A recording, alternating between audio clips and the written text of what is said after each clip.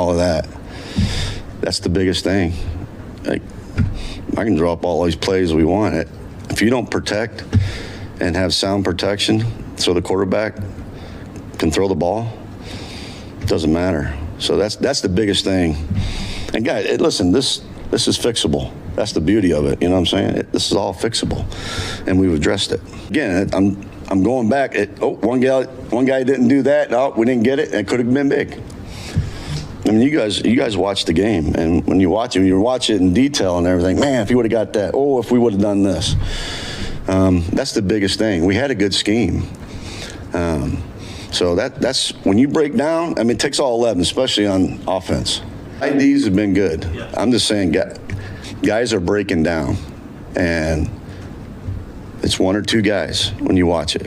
If it's one or two guys, is it as easy as making a position change or making a personnel change then? You know, could that be a... I don't think that. I don't think that because the guys have been doing a really good job. I mean, that's the head coach's. He's the one who makes that decision.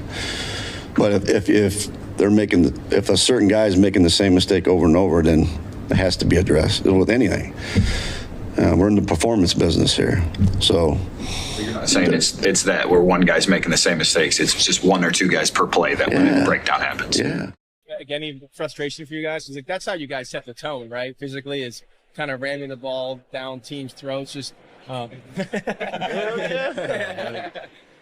that been a point of frustration for you guys up front a little bit? I mean, yeah, when things aren't going your way, there's always a level of frustration. You know what I mean? But I think we just got to stay clear-headed and just know that there's a task at hand. And it's always like that next play, because I feel like if you kind of just close-minded and you start just overwhelming yourself with all those things that just happen, you're gonna miss the next one. So it's up to us to come in after the game to fix those things so that when the opportunity presents itself, we're going to be better. All right, so it's a lot of talk about the offense with the Lions. John Morton is saying, look in the mirror. And, J-Mo is responding to Keyshawn Johnson. People talking about Jahmyr Gibbs in the run game and what's wrong. And John Morton is focusing on pass blocking and run blocking. And, like I said before, he's saying that, guys' schemes are good, guys are getting open. We're just not executing up front. And basically what he saying is the blame is going on the offensive line. Like, even though he's saying, I take blame for this and, I take blame for this and this, that, and the third. But if you really listen to him, he's pretty much saying it's the offensive line. And my thing is this, simplify it. Simplify it. Everybody talking about creativity and being, simplify it. Simplify it. You got a really good run game. Most offensive linemen can run block. Put a hat on the hat and just impose your will. Control it all. Don't worry about being explosive. Worry about being effective. That's the answer. Don't worry about being explosive. Worry about being effective. That's it. Trade ease. Trade the E for explosive for effective. That's it. It's as simple as that. It's as simple as that. Be effective, not explosive. We'll worry about explosive later. But anytime you put 5 new linemen together or you change them around, it's going to be different. It's going to be problems. You lose the best center in football. We understand that. Graham Glasgow was brought here, kicked to the curb, brought back. We get it. Y'all remember, after we lost that whack-ass center we had, no disrespect, but Dominic Guerrero was ass. He was stealing money for years. He had one good year at the end of his career. It was a while since we had Fountain Center, Travis Swanson. We went through guys. So Tate Ratledge will probably be a center next year. Tate Ratledge will probably be your center next year. But he said these things are correctable and all this type of stuff. We'll see. It's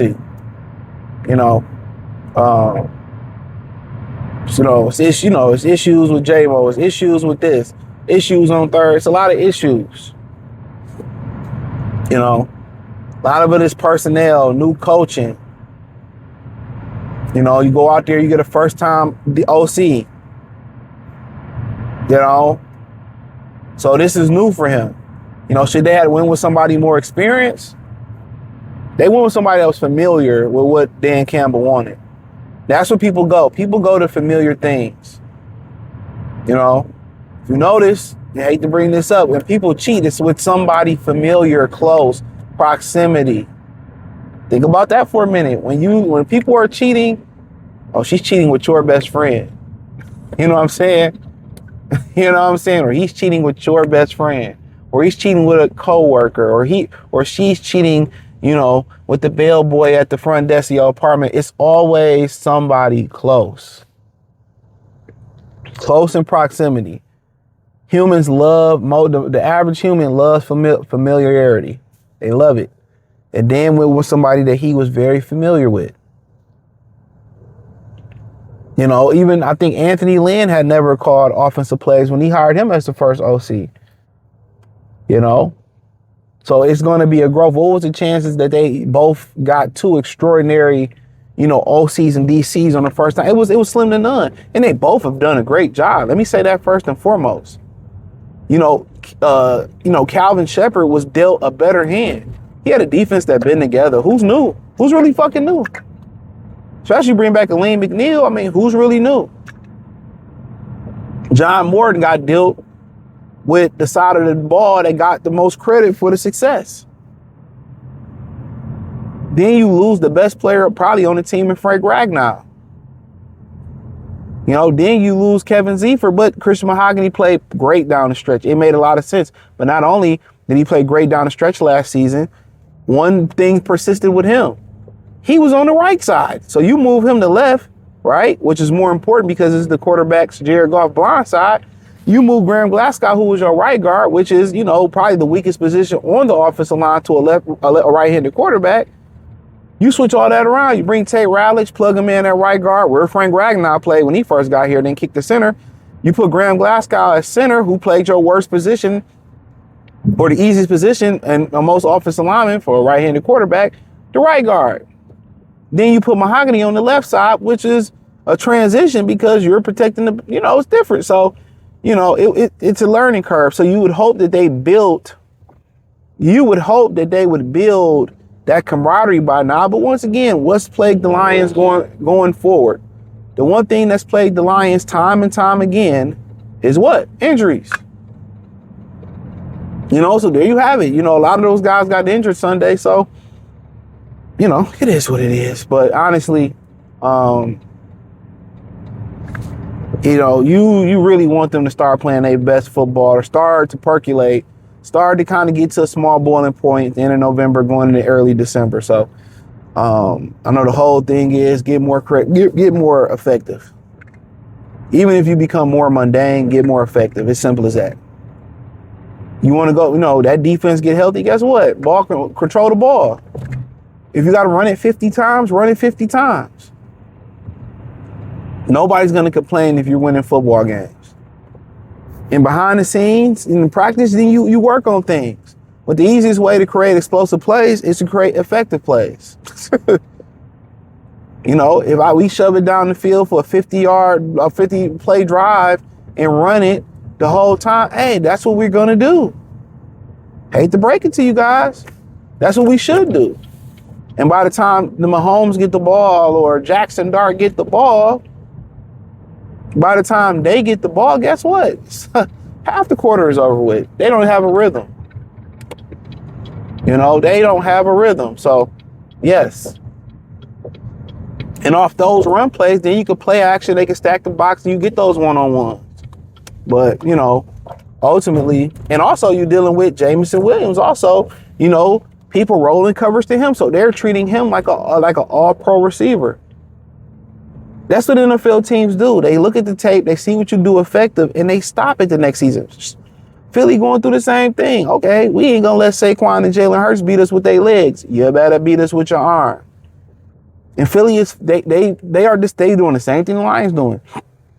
You know, it's effective, but it doesn't look great to the eye.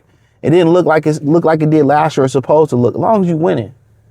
You know, eventually these veterans, they gonna warm up. Them legs are gonna warm up. They gonna heat up to the scheme. They gonna find some things that they like or don't like. But it's just important that you find a way to win. That's it. Find a way to win. So that's all I have to say. Thumbs up the video, share the video, subscribe to the channel, hit the link tree, find me everywhere. Peace. And foremost, you assess the problem and see what it is. And it was kind of what I felt it was even during the game after watching the film. So you assess the problem, you find it out, and you address it head on. It's protecting the protection and all of that. That's the biggest thing.